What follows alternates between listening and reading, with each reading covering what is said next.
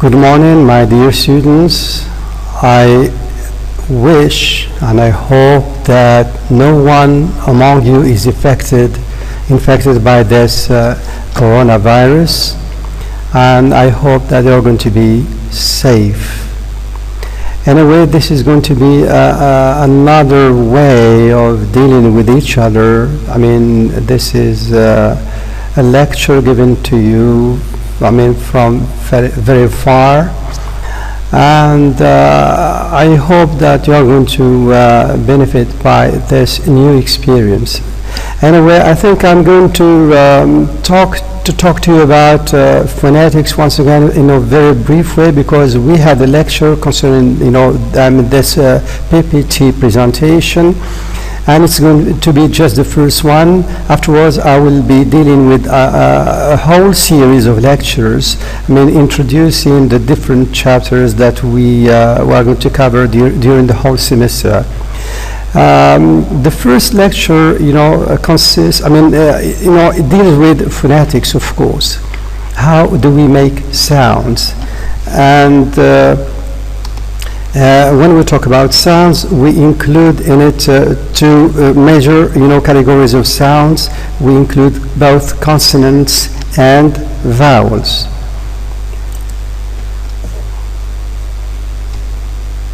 Of course, we have got different reasons why we are going to deal with sounds, because of some features of language. And this feature of language which allows us the possibility to talk about sounds is discreteness. You remember that we talked about sentences that consist of set of words.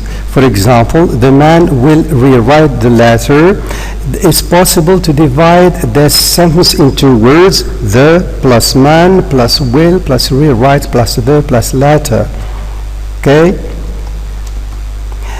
And of course, words can be divided into smaller units that we call morphemes. For example, re consists of the consonant R and the vowel A. Right consists of the consonant R followed by the diphthong I followed by the consonant T.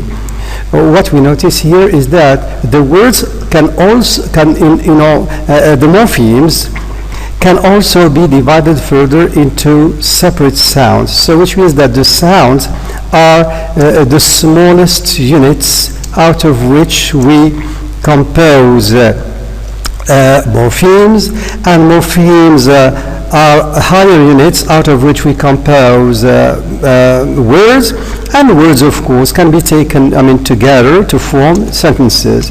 This is what is being explained clearly by this figure here. So we have got some kind of hierarchical organization between the different units. At the top we have got a sentence composed of word 1, word 2, word 3, word 4, etc., and every word is composed of different morphemes. Notice also that the morpheme itself can be composed of different sounds. Now the problem is that how do we make consonants? We make consonants by narrowing the vocal tract at a particular point. This particular point here means the point of contact between two articulators. And what is meant by articulators? Those speech organs that enable us to produce speech sounds. That point of contact between them is called a place of articulation. Now, what's the mechanism we use to produce sounds? Of course, here we begin by different speech organs that are necessary in the production of different speech sounds. We begin first of all by the lungs. You see them here. And we have got the windpipe. The arrow is pointing out, to the windpipe. And of course, we have got the food channel. This is the food channel. Now, this is another figure showing to us two different passages, the passage for food and the passage for air. And what blocks, the food to enter the passage for air is the epiglottis. You have got everything there. Okay. This is another way of showing this, what we call airstream movement from the lungs upward, through the windpipe, through the mouth, or through the nose. Okay, so here we modify the vocal tract at particular points, to produce speech sounds. Now, question 1, we make consonants by constricting our stomachs. We make consonants with our mouths all alone. We make consonants by certain rays that come from our brains. We make consonants by constricting the vocal tract at particular points. Of course, the right, answer in this case is the last one. We make consonants by constricting the vocal tract at particular points. Okay, this is another figure showing to us the whole mechanism, okay, which is involved in the production of speech sounds. Of course, we begin now by talking about the different speech organs, within our mouth. We begin first of all by the lips here. Okay, the lips play a role in the production of speech sounds. We have got also the teeth. By the way, we talk about the lower lip and the upper lip. Same thing for the teeth. We can talk about the lower teeth and the upper teeth. Okay. Now we can also talk about the roof of the mouth, which can be divided into different parts. First of all, we can talk about the alveolar ridge. It's that region just behind our upper teeth. Okay? You have got the arrow there. We can also talk about the palate. The palate is another area or region just behind the alveolar ridge. Okay, it's very hard. We can feel it by means of our tongue there. And also, just behind the hard palate, we can talk about the velum or the soft palate. It's the softest part in the roof of the mouth. Okay. The velum, and attached to the velum, there is a hanging flesh at the back of our mouth that we call the uvula. This is the uvula here. Okay. Now the tongue. The tongue, of course, from a biological point of view, is just one unit, but for the sake of the production and description of speech sounds, it should be, divided into different parts. Okay, and of course we can talk about different parts. The first one is the tip of the tongue, followed by the blade, followed by the front, followed by the back, and then the very back of it that we call the root of the tongue. These are parts that I dictated to my students, and they took note of them. Okay. Now we can talk about two different passages for the air. The nasal cavity. Look at this arrow here showing us this passage through the nose, the nasal cavity. Okay. So we have got two different cavities here. We have got also the oral cavity. So it's through the mouth, the oral cavity, or the passage of air through the mouth here. Okay. Now another question, how are consonants made? Consonants are made by narrowing the vocal tract at particular points. Okay. How do we classify consonants? When we talk about this classification of consonants, we are simply trying to describe how sounds in general are being articulated. So we're going to talk about three different criteria by means of which we can classify and by means of which we can describe consonants. First of all, we can talk about place of articulation. This is what I have just explained. It means what's the point at which the vocal tract is narrowed. And number two, the criterion number two by means of which we have to describe sounds is manner of articulation. How is the vocal tract narrowed? And of course, number three, voicing.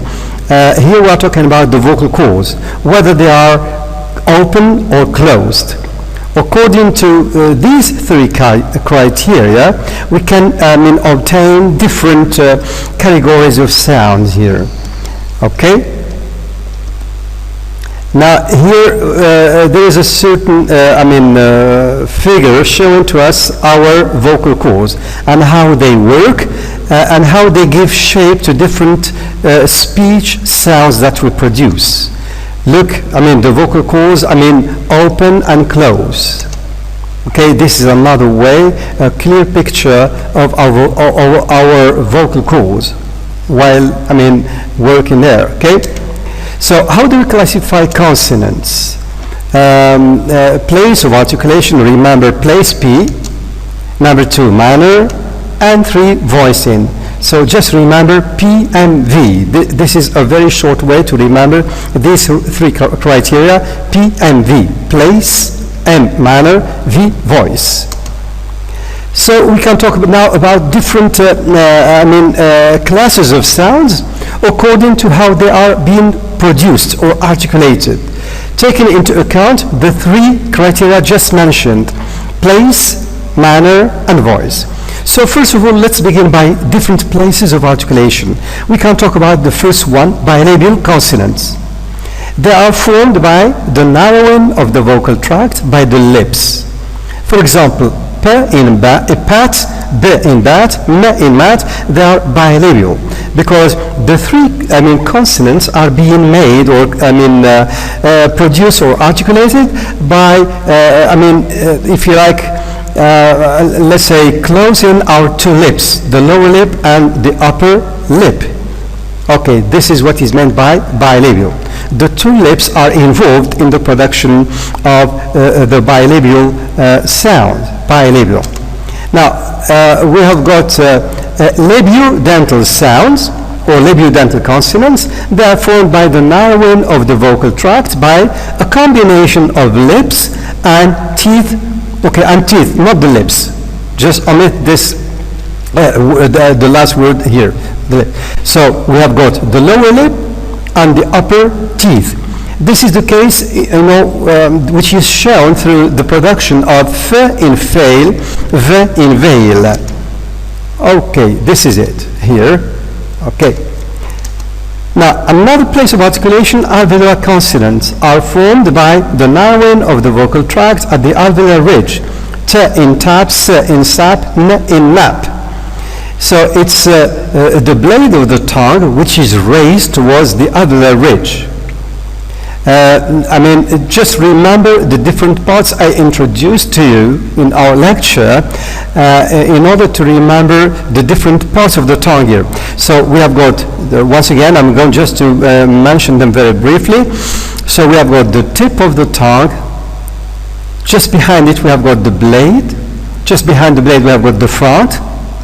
And just behind the front we have got the back and the root of it. Now, t, s, and n in tap, sap, and nap, these are called alveolar consonants because we raise the blade of the tongue towards our alveolar ridge. That's why these sounds t, s, n are called alveolar sounds or alveolar consonants. Okay, this is what happens in here.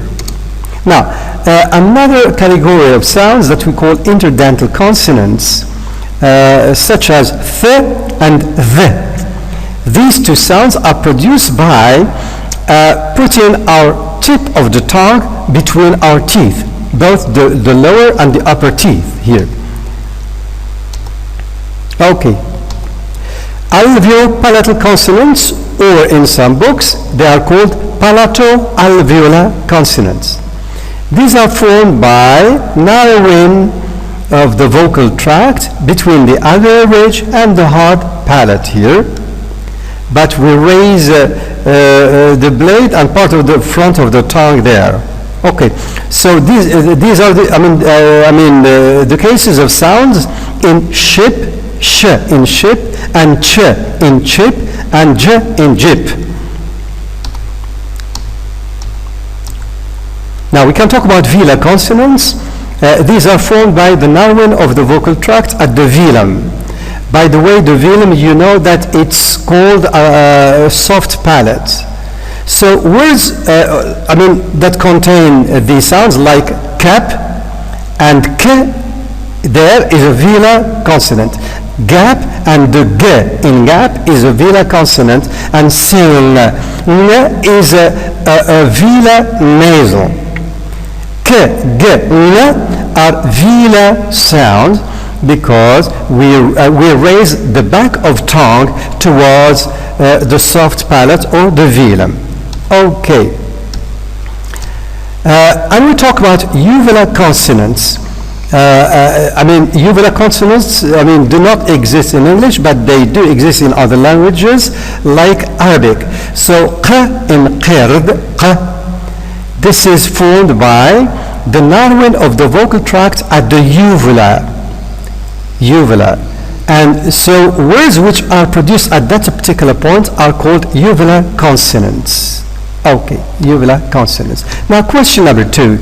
Classify the following sounds on the basis of their place of articulation. So we have got b, p, and m. Are they bilabial, alveolar, alveopalatal, velar, or uvular? We notice that all of them are being produced by involving the two lips. So they are bilabial. Okay. K, g. Are they bilabial, alveolar, alveopalatal, velar, or uvular? We have got sh and j. Are they bilabial, alveolar, alveopalatal, velar, or uvular? Same thing for q. Is it bilabial, alveolar, alveopalatal, velar, or uvular? Just remember what we have said concerning the description of different sounds, and we will automatically find the right answer. Okay, now we can talk about the other criterion that we introduced, number 2, which is manner of articulation. Now let's talk about different manners. The first one is what we call a stop sound, or stops in the plural. Stops are formed by a complete obstruction of air. The air is being stopped, obstructed completely by the speech organs. This is the case of p and t in pat, k and p in cap, d and g in dog, b and d in blood. In all the underlined consonants, we need to stop the air momentarily. Okay. Another manner of articulation is affricate. What is an affricate sound? Is a stop followed by a fricative sound. And they have got more or less the same place of articulation. Okay, so we have got chip and gym. Ch in chip, j in gym. Okay, nasals. Nasals are made by lowering the velum and complete closure of the vocal tract. Man, m and n in man, and n in sing. Sing. So these are nasals. This is another manner of articulation. Now let's talk about lowering and raising the velum together with the uvula, of course, that follows it. Okay. So here, it can be raised or lowered. When it is raised, the only passage which is left free for the air is the mouth, the oral cavity. But when it is lowered, the air can escape through both cavities, the oral cavity and the nasal cavity. Okay? Liquids. Liquids are formed by an obstruction that does not completely close the vocal tract or create friction. This is the case of r in reed and l in lead. Okay? Glides. Glides are formed by a very slight closure of the vocal tract. For example, y and w in the word yellow, and whisper, wash. So y and w are called glides because they are formed by a very slight closure of the vocal tract. Now let's talk about voicing. This is the third criterion by means of which we can describe sounds. Remember that we talked about place, manner. Now voicing. Voicing, this is the job of the vocal cords.